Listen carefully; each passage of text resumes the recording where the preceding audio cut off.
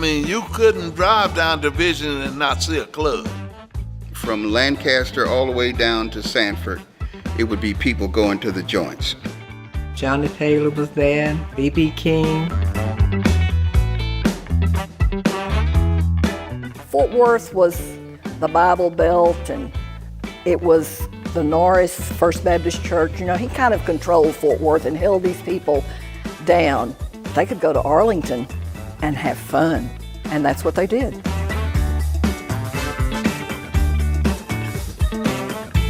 It had all the beer joints, all the honky-tonks, had Top Hill Terrace at one end, the racetrack at the other, so we were covered. You had church folk and you had people that partied. Arlington had several nightclubs, and most of the patrons were from out of town.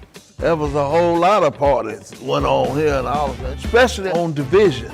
Those two places, Lou's Blue Lounge and the Dragnet, helped make that hill what it is.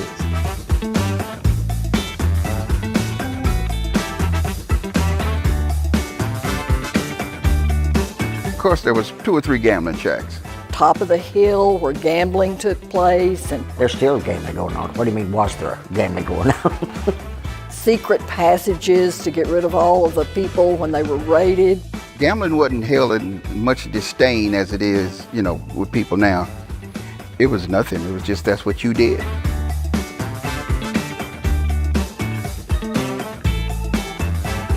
At one point in time, Arlington was dry. Bootlegging was a substantial business. And there were some sweet old ladies that were church mothers that would sit on their front porch with a towel folded 3 times, and in every fold there'd be a pint of liquor. So all the liquor at the top of the hill, and any liquor probably that was drunk at the racetrack, it was not legal. Even though there was trouble here now, you can't have a club without trouble. I'm sure that a lot of police departments just look the other way. Clubs and motels and car dealerships, that's it. They made that place what it is today. It was bringing in money to the county. It was bringing in money to Fort Worth. So, money talks. Arlington was a party town.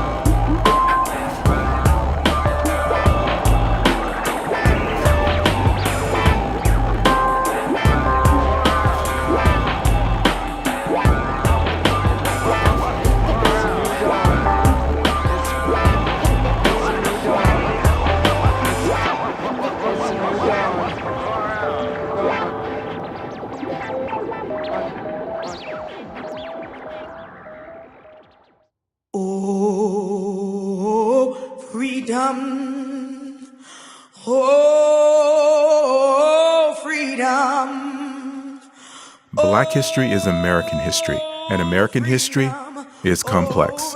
If you're going to faithfully tell it, you've got to embrace that some parts, well, they're just not pretty. I'll be a slave, I'll be buried in my grave, and go home to my Lord and be free. Oh, North Texas was a hotbed of tension because in the years leading up to the conflict that we call the Civil War, in North Texas, there was a lot of concern that slavery wasn't accepted by everyone. And many of the leaders felt that traveling itinerant Methodist ministers were coming in and stirring up ferment among slaves and others, trying to maybe move them away from supporting slavery, supporting the South, supporting what would become the Confederate States. At the end of the Civil War, Texas blacks were notified of their new rights as free citizens on June 19, 1865. This was known as General Order No. 3. For many of the formerly enslaved, their first action upon learning they were no longer property of another person was to go searching for brothers, sisters, wives, and mothers, those who had been sold away.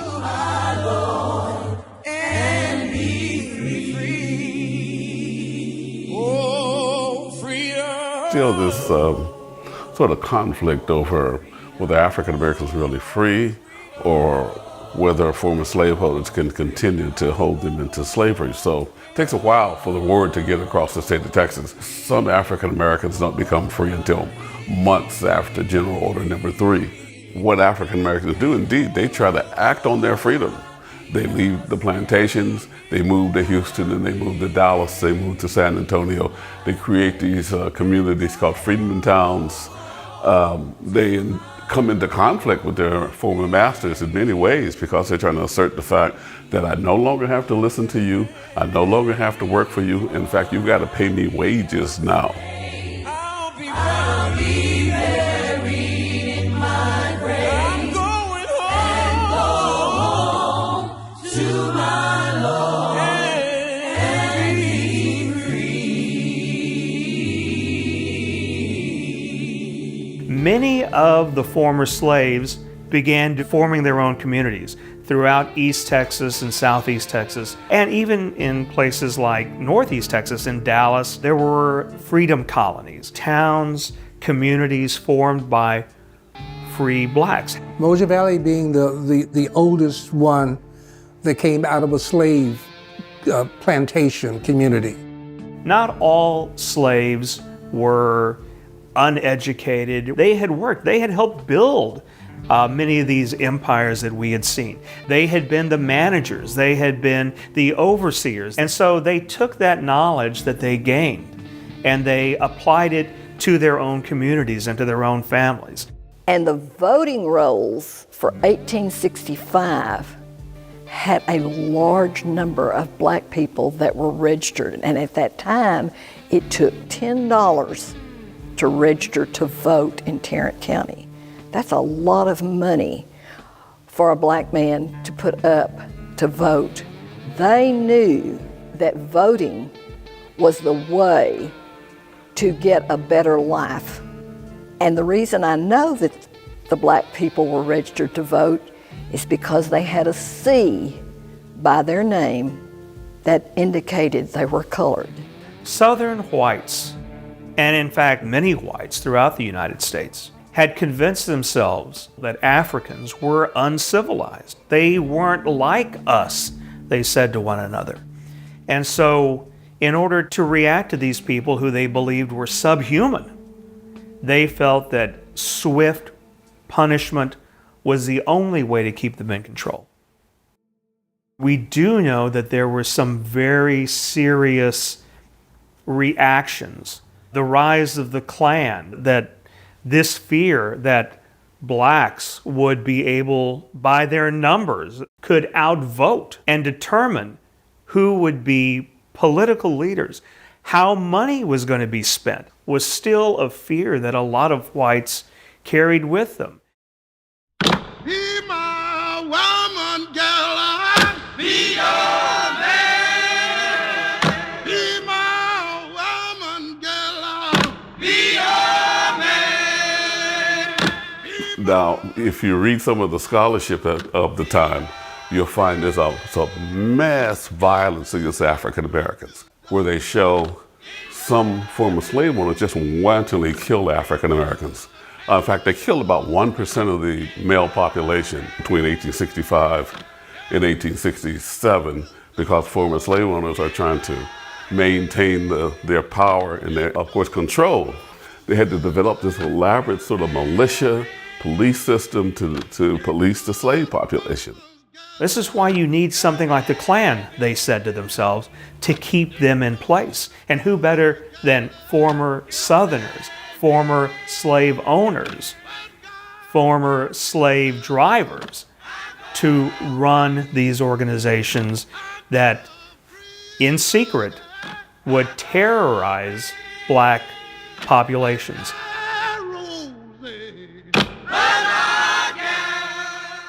African Americans did not want to be enslaved. So they were always in rebellion and in some form of resistance. And so then you had to have this major police force, which of course was called basically the slave patrol, mainly poor white men carrying weapons, riding horses and policing districts in the South. The black codes, these are laws that were primarily aimed at formerly enslaved people.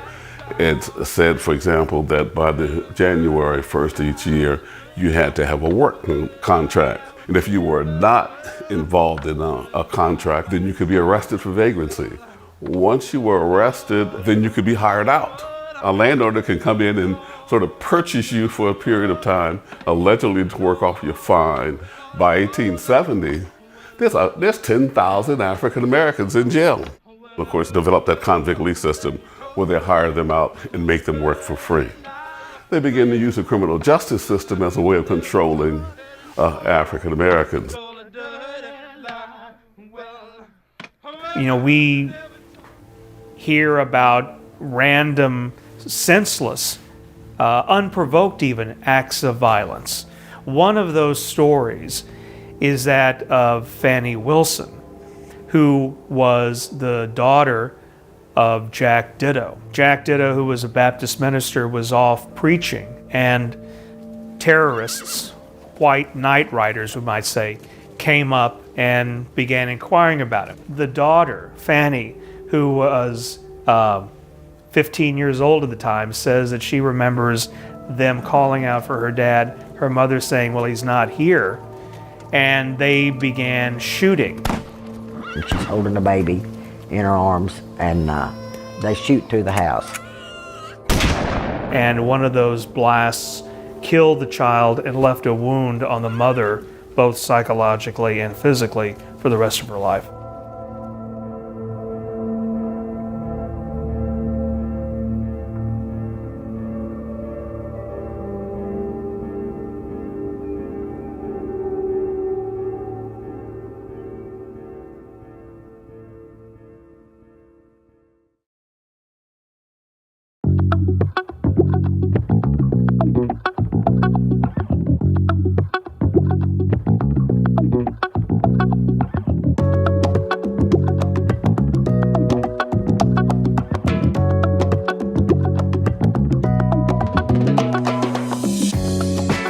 Five blocks, maybe 1.5 square miles, in a town that began as a water stop for the railroad between Fort Worth and Dallas?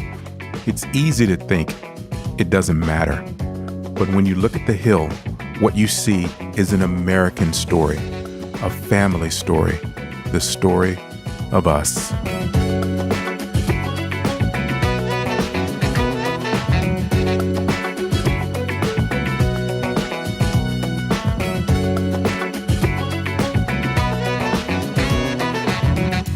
It was a safe place. It was just like, 3 block square, 4 block square. And I was safe. People actually looked out for each other. People actually cared for each other. It was just a community of love, a community of respect. We all worked together, and everybody was supportive of everybody. Don't get in trouble. Do what you're supposed to do. Know and understand right from wrong. Respect yourself and respect others. That was one of the main things. Lesser desirable property. You have to remember that community came about after slavery ended, and the south side of Arlington was already pretty well white. people probably in other parts of the country don't realize is that the South really wasn't that segregated in terms of where people lived. Some white families had their maids and servants live on their property. And there were little enclaves of black people living around each other. Here in Arlington, in old Arlington, you ran into people of all races. They didn't socialize, they didn't worship together, but they lived in proximity to each other. And over time, it just coalesced into the Hill.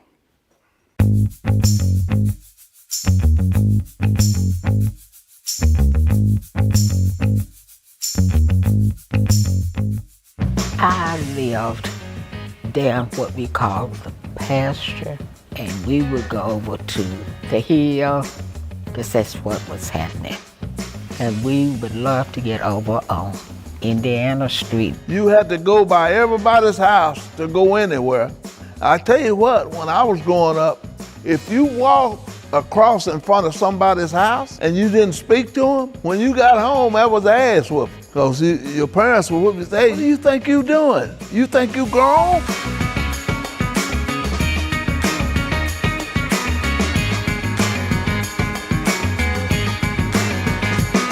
The Hill, they were a close family in that community. And if things came up and there was a need, people pooled their resources. They got together to help one another. I remember when we first moved to Indiana Street, we had old families.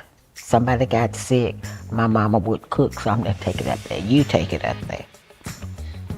Make sure they had something to eat. They were taken care of when they were old and sick. And that just kind of brought us all together. My mother worked for a lot of white people.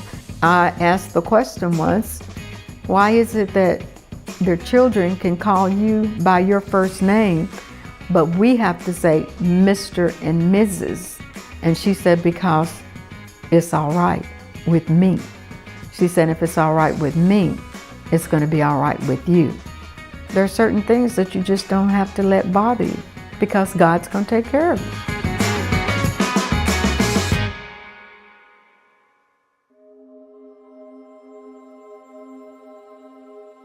A good day was a day you didn't have to deal with white people. Because they would say something, they would do something, they would assume something, they exercise some right that they felt they had, and they could just ruin your day. You dealt with white folks as little as you could, because it was just so many opportunities for them to offend you and outright discriminate against you. My mom and dad used to take my sister shopping to Leonard Brothers, big department stores downtown Fort Worth. And my sister would want to actually have ice cream at the counter. Wasn't allowed. And there was many times where she would go, want to try on a dress or whatever, and was denied. They didn't go to the hamburger place. If they did, they had to go to the back door to get served. You know, maybe Bender's Dry Goods, and he was a Jewish shop owner here, and everybody was welcome in Bender's. But he had the cheapest clothes and the cheapest shoes that you ever saw, but he made no distinction. They had a lot of white swimming pools here in Arlington, but we couldn't go to none of them. We used to ride our bicycles down Abrams Street to go swimming in Grand Prairie. Forest Park had the largest swimming pool, which we could actually swim in on the only day that we could go, June 19th. But on June 20th, they drained the pool and then filled it back up on the 21st to get ready for the white kids to come back. I mean, how crazy was that? It was crazy. So the white kids wouldn't have to be in water that black kids are swimming. You better not go in the library. You know, they're going to try to kick you out if you insisted on being there. Call the police. Previous to integration, we had a bookmobile that would come to our community every other week, sent from the Fort Worth Public Library. We didn't have a wash machine, but they had a washateria out in town. We couldn't go to it. When I had to wash, I'd put on a uniform and go right in there. Then you'd get to ride the Fort Worth Greyhound bus if you wanted to go to the theater in Fort Worth. And so naturally we just went to the back. So you did whatever you had to do on the one that said, this is just the way it is, until it got better. I grew up close to downtown, and like I said, walked to the movies from my house, and I never saw a black kid at the movies, you know. At least in Fort Worth, they had the balcony, you know, and you went up the back stairs and all. Here, there was no place for them to go. They wore scars, you know, but they still made friends. You stay focused. You don't let that scar block you from growing, and you also keep the attitude of a Christian heart. And all people are not bad.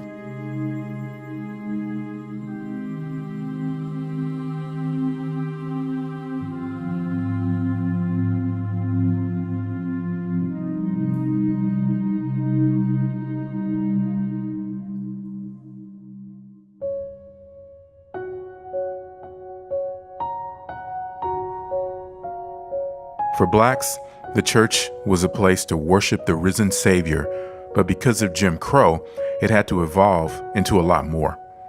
The church became the center of social, religious, and civic life for black people. By World War I, nearly 400,000 black Texans identified as active members of one of the principal denominations in the state. The church became the place where you were recognized as a whole human being, worthy of respect.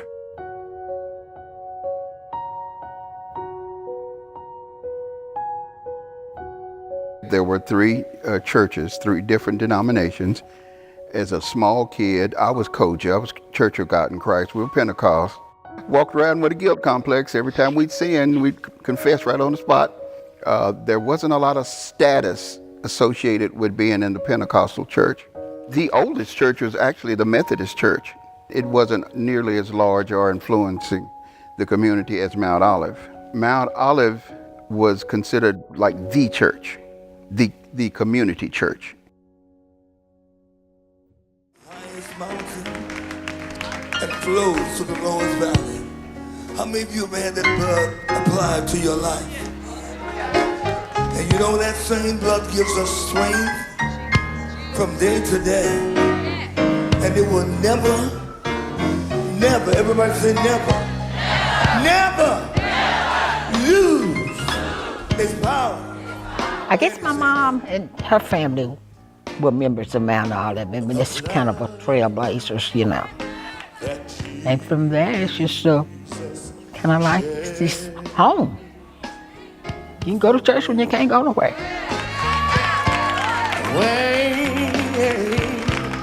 Way back on. Their church and their families are where they got their strength from. That it was just, you couldn't go down there on a Sunday, you know, without almost the whole community being at church, one church or the other. My mother, my grandmother, and my great-grandmother, they all went to the same church when it was in the middle of the street. But the church, I mean, if you didn't have anything else, I mean, you could depend on the church. If people were sick, she'd have them come to their house, you know, and pray for them. One thing on Sundays, you knew it was church on Sundays down there because you didn't see nobody nowhere. You walk out there on the street on a Sunday, you didn't see nobody. If you sat down there and listened, you can hear nothing but church music and church singing and all that stuff. The only thing you gonna see on them streets is a dog or cat or something, you know. Regardless of what opportunities we were presented with, we also tried to stay focused on who got us there and who was opening up these doors for us.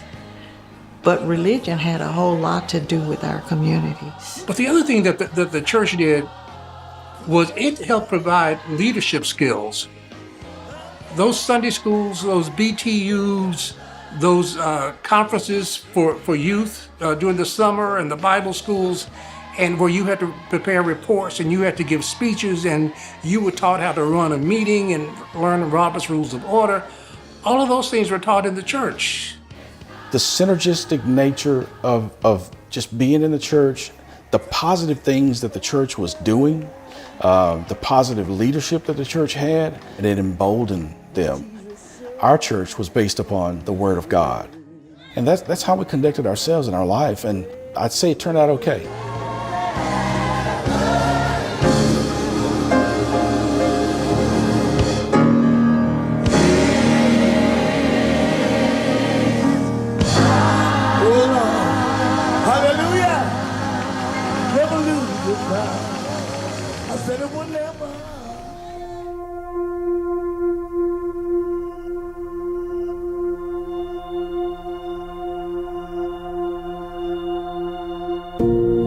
Education was instrumental in the search for an emotional place. Education brought a certain dynamism and vitality to Black folks. A world of possibilities began to emerge. Suddenly, it became clear that you could do more and be more than you ever thought possible. There's a reason that reading and education were denied you.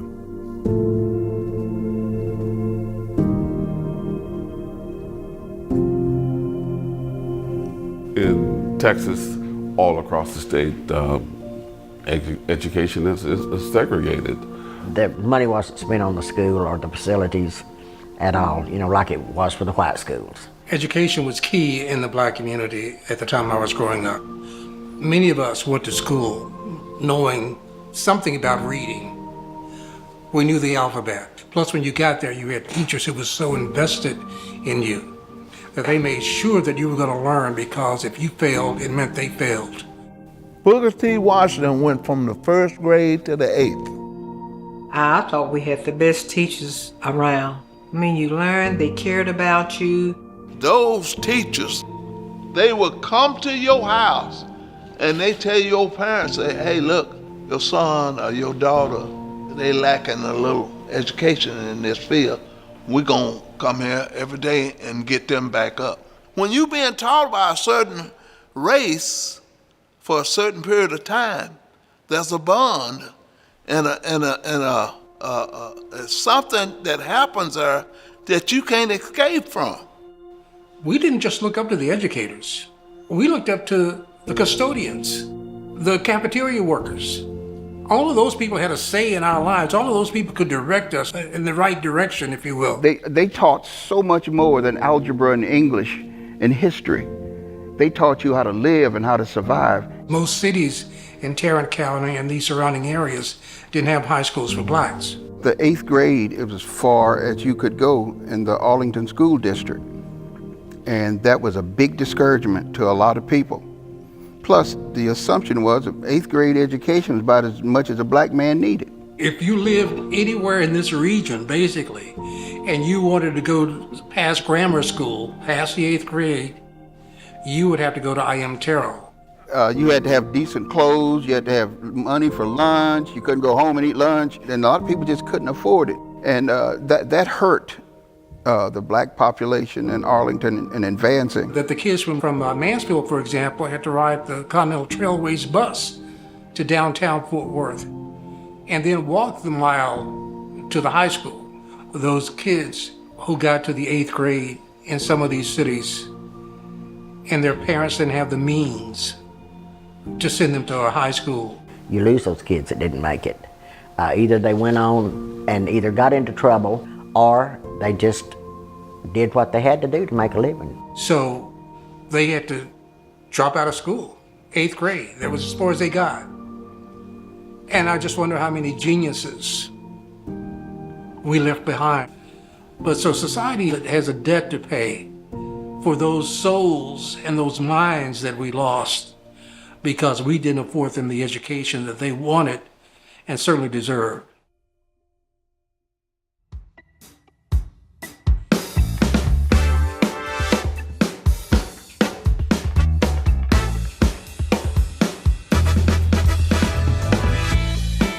Lou Henry Taylor and her sister, Lou Tom, were so influential on a lot of levels.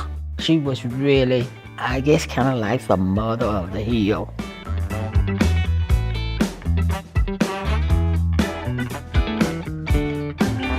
She was married to my daddy's brother. He was in the Navy, and my uncle used to gamble in the Navy. And every time he win money, he'd send it back home to her. And she got so much money, she had that club built. It was Lou's Blue Lounge. And my aunt, she had a nickname. They called her Ponytail. Before she got that club, she used to sell groceries, candy, and food out of her garage.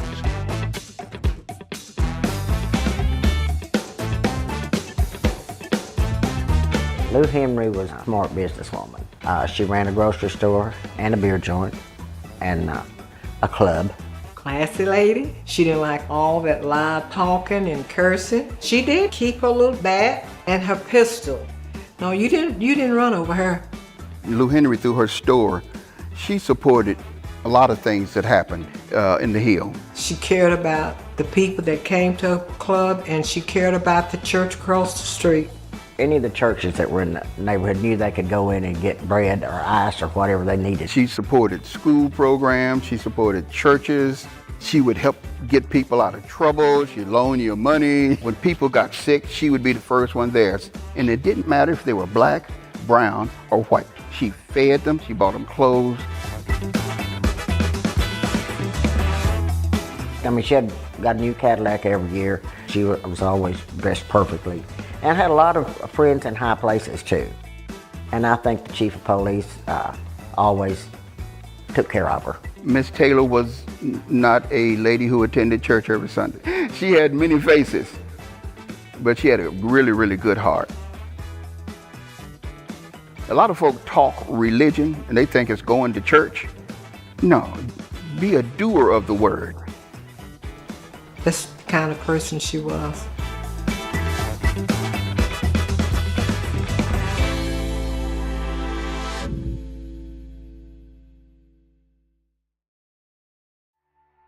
So there's a new high school within walking distance of my house, but my parents can't enroll me. There's a clothing store down the street, but they won't take my $20 bill. There's a movie theater downtown on Center Street, but they won't let me in. My dad can't buy real estate unless someone else agrees to purchase it for him. What kind of trauma does this create? Fear and distrust of anybody white. I said, I don't see how they ever got past that. And it was only through love in the community and in their own family that got them even halfway past that. It has to hurt you deep. Had it not been for some strong parenting and some strong educators, it would have been more traumatic than it happened to be. And when things are left out of history, it makes me wonder why. We had a kindergarten program started at Mount Olive, and a white lady noticed me. She hugged me. White people ran the risk of being labeled too, because they'd call you a nigger lover right quick. I went to Vandergrift's over there, right there off of Center and Division. That was Vandergrift's office, right there. And I walked right on in there, and I said, "How you doing, Vandergrift?" He said, "Do I know you?" I said, "Yeah, I'm one of your citizens that live here." And he said, "Yeah?" He said, "What is it?" I said, "Yeah, I need a new pair of shoes." I really did do it. And he gave me a voucher to go get me a new, me and my brother, a new pair of shoes. Sure did. But if there is any teachable moments, the one thing that I think that should be retained, people don't seem to care about each other as much as they used to. Any success in life, someone along the way helped you. Someone along the way assisted you. Someone along the way gave you an opportunity. You don't know what it's like to be living on 6th and 7th streets. It was kind of like the Twilight Zone, really, because we all sitting there and we have to know one another. We don't have no choice. And we have to become something greater than what's there already. despite the adversity, despite the hatred, despite the fear that they had to encounter on a daily basis, is that this is their home and that they made a life for themselves. I think that is the American story. You know, you somewhere where you know somebody appreciate you, somebody love you, and that's a feeling that's hard to find, man. I mean, it wasn't perfect, but you had just so many people that really, really cared about each other, and they believed in helping each other, and it was just there. We call it LA, Little Arlington, the Hill, the ghetto. But if I was within the confines of my community, I was safe. Everybody I saw cared about me.